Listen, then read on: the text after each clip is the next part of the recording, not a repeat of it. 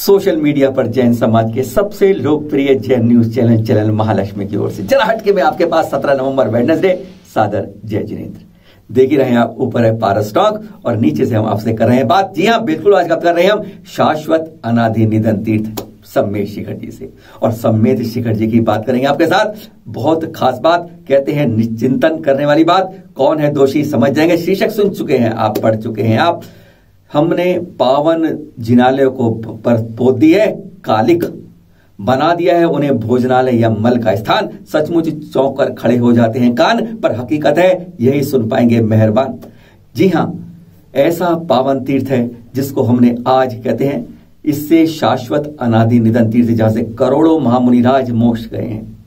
उस धरा पर जहां पर आकर कहते हैं कि एक बार निर्मल भाव से वंदना करने के बाद हम नरक और त्रियंच गति छोड़ जाते हैं, हम अच्छे भव को पा जाते हैं। वहां पर अपनी निश्चल हम भावना वात्सल्य दिखाकर हम क्या करते हैं, क्या वास्तव में हम इतना ही करते हैं, या हम वहां जाकर अपने अच्छे काम के चक्कर में वह कालिक पोत के आ जाते हैं। हमने वहां पर अब पावन तीर्थों को, हमने मंदिर की जगह उन्हें हमने भोजनालय बना के रख दिया है, रेस्टोरेंट बना के रख दिया है। आज अब इसी की बात करते हैं। इसलिए जिम्मेदार कौन है? चाहे यहाँ का संवर्धन विकास रक्षा करने वाली तीर्थ क्षेत्र कमेटी, या वह साधुगण जो बार बार हमसे अपील करते हैं। वास्तव में हम दोषी हैं तो सिर्फ हम श्रावक समाज जो यहां पर आता है। कहते हैं वह नास्तिक बल हैं जो यहां पर वंदना करने नहीं आते।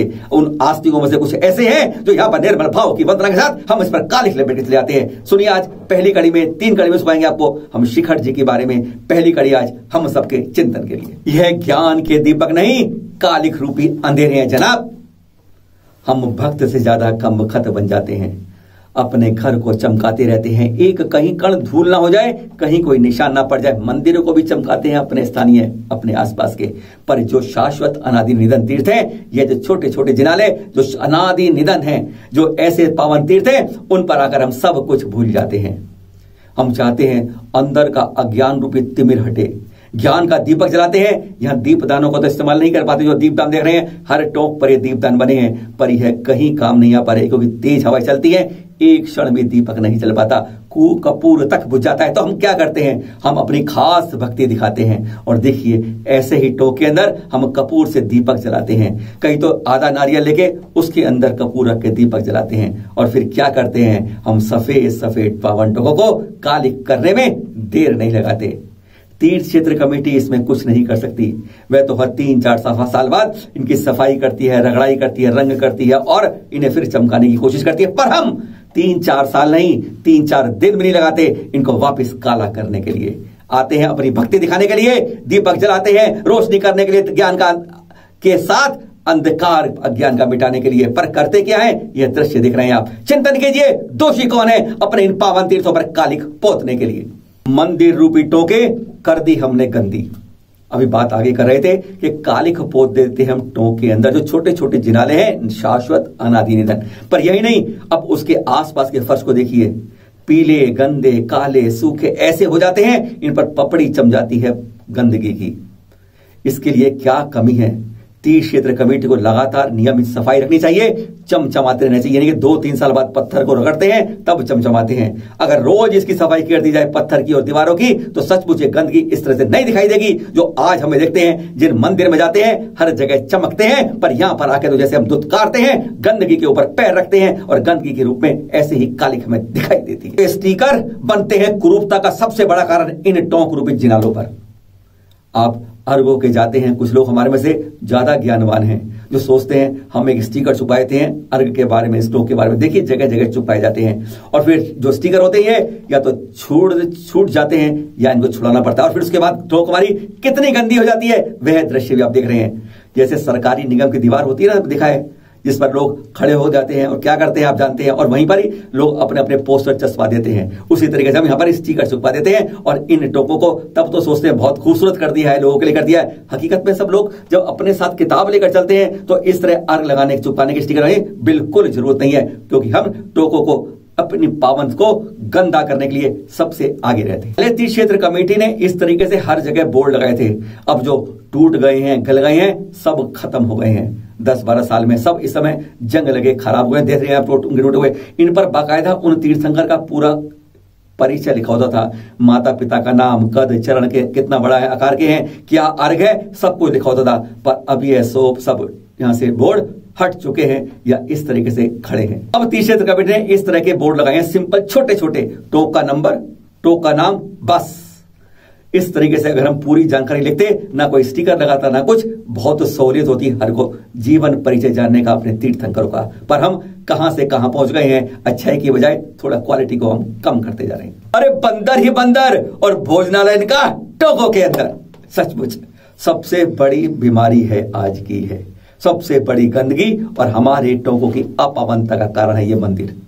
ये बंदर 5-10 साल में पहले 1-2 टोक पर दिखते, आनंद कूट पर दिख गए, नेमिला टोक पर वहां दिखते थे, लेकिन अब तो ऐसी कोई टोक नहीं जिस पर बंदों का पूरा कारवां नहीं होता। यही नहीं, अब ऊपर नहीं, तलहटी में इनकी पूरी पूरी फौज चलती है एक साथ। और यह अब जैसे ही आप अर्घ रखते हैं चरणों के पास, आपका हाथ पीछे नहीं हटता है, उससे पहले चरणों के अंदर बंदर धमक जाते हैं, जैसे दृश्य देख रहे हैं आप। और फिर उनका वो एक प्रकार से पूरा रेस्टोरेंट खुला होता है अंदर ही, वो अंदर टोक पर बैठकर ही अपना भोजन शुरू कर देते हैं, हाथ और उनके मुंह चलने लगता है, और चलते चलते कब मल निकाल दें इसका पता नहीं चलता है। अफसोस होता है आपको कहते हुए कि चैनल महालक्ष्मी जब इसी तरीके से रिकॉर्ड करा था, एक सज्जन आगे अभिषेक करते जा रहे थे, दूसरे एक बेचारे सज्जन आए, वो समझे कि गंदोदक है, वह उठाकर मस्तक में लगा लेंगे। हमने उनका हाथ रोका कि भैया यह गंदोदक नहीं है, यह मल है जो बंदर द्वारा अपवित्र किया गया है।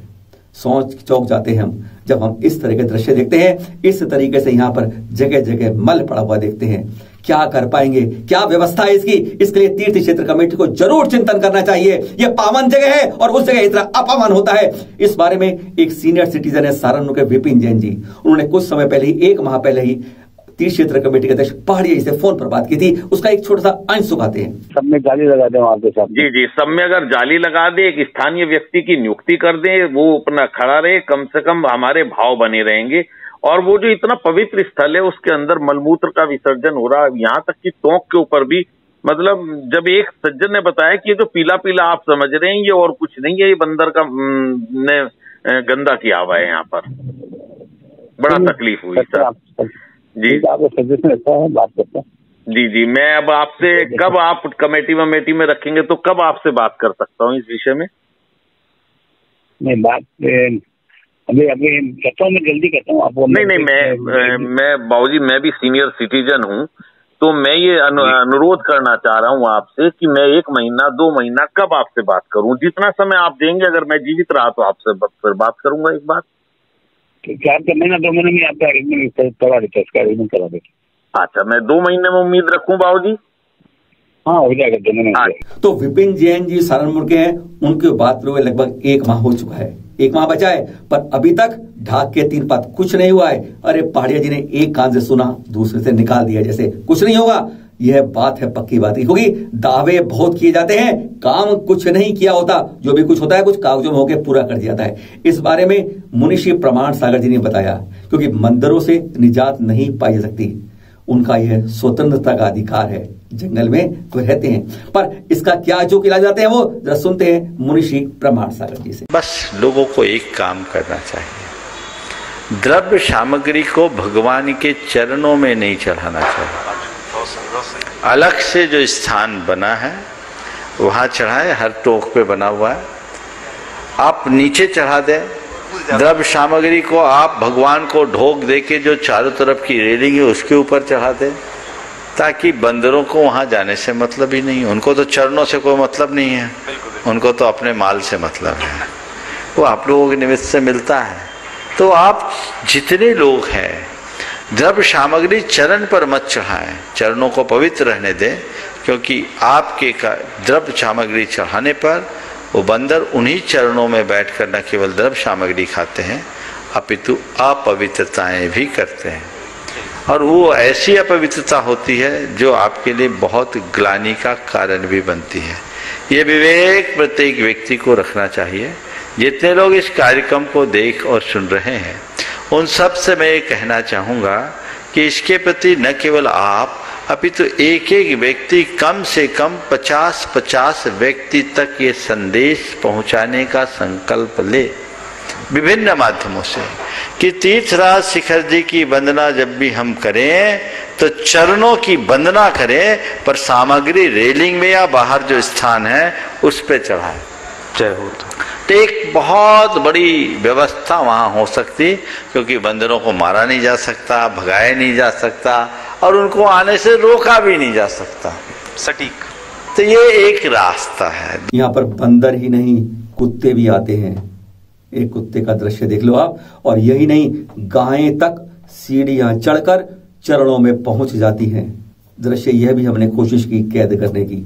यही नहीं, वह जगह जगह गोबर करती हैं। इससे दृश्य बहुत अपावन करते हैं। इस बारे में चिंतन करना बहुत जरूरी है। सबसे पावन तीर्थ है, जहां की रज रज आज भी बताती है। कहते हैं वहां जाते ही अंदर क्या महसूस होता है, आनंद की अनुभूति होती है। जिससे इस पावन रज के अंदर यह अपावनता हम यूं ही क्यों कर रहे हैं? कुछ चोर की गलती हम कर रहे हैं, कुछ बाहर वाले कर रहे हैं, पर इलाज हम कोई नहीं कर रहे हैं। पावन तीर्थ को बना दिया हमने रेस्टोरेंट और भोजनालयों का अड्डा। आज पहली बार हम खतरनाक सब महामारी कोरोना को भी धन्यवाद देंगे। सिर्फ एक काम करिए, लाख बुराइयां उसमें सिर्फ एक अच्छाई है। ना जिसको तीर्थ क्षेत्र कमेटी कर पाई, ना कहीं का प्रशासन कर पाया, ना हमारे मुनिराजों की अपील कर पाई। हम भक्तों को कम खत बनाने से कोई नहीं रोक पाया, तो को करके दिखाया, तो केवल करुणा ने करके दिखाया। हम लोगों को लॉकडाउन में कमरों के अंदर, घरों के अंदर बंद कर दिया और उसने यहाँ की दुकानों को भी धीरे धीरे उसके शटर को बंद कर दिया। सब खत्म हो गई। 500 के लगभग दुकानें थी, धीरे धीरे सब बंद हो गई और सारी दुकान वाले कुछ ना कुछ और रोजगार करने लगे। पर हम ऐसे हैं, हम तो कम खत ही हो गए हैं भक्त की जगह। एक बार फिर लॉकडाउन खुला, वंदना शुरू हुई और उसके बाद फिर हमने इन्हीं दुकानों के शटर को खोल दिया, इन्हीं दुकानों की बल्लियों को फिर लगा खड़ा कर दिया। पहले लगभग 500 दुकानें थी। पिछले महीने चैनल महालक्ष्मी टीम आ गई तो सर्वे किया, 287 दुकानें लग चुकी थी। 150 के लग के ढांचे लगकर तैयार थे। जगह जगह पान उसकी रसों की फैक्ट्रियां लग गई थी, रस की दुकानें लग गई थी, जगह जगह बन रही थी। कारण क्या है? हम लोग अपने पेट नहीं, जीभ को नहीं रोक पाते। चंद घंटे की इस यात्रा के अंदर हमें जीभ लपलपाने लगती है और हम अपने आप मुंह खोल के खड़े हो जाते हैं। हमें चिप्स का डब्बा चाहिए, हमें क्या नाम है, बिस्कुट चाहिए, हमें जूस चाहिए, गन्ने का रस चाहिए, अरे क्या क्या नहीं चाहिए। अरे शर्म आती है कहते हुए, कुछ दुकानों पर गुटखा और सिगरेट तक मिलता है। नहीं रोक सकते हम, रोकना होगा इसको टूरिस्ट सेंटर पर। नहीं तो ध्यान रखिएगा, ये दुकानें इतनी बढ़ जाएंगी, एक दिन शिखर जी हमारे यहां से इन दुकानों के कारण निकल जाएगा। क्योंकि जब इनका कब्जा हो जाएगा तब इन गलियों के बीच संकट रास्ते हम नहीं निकल पाएंगे।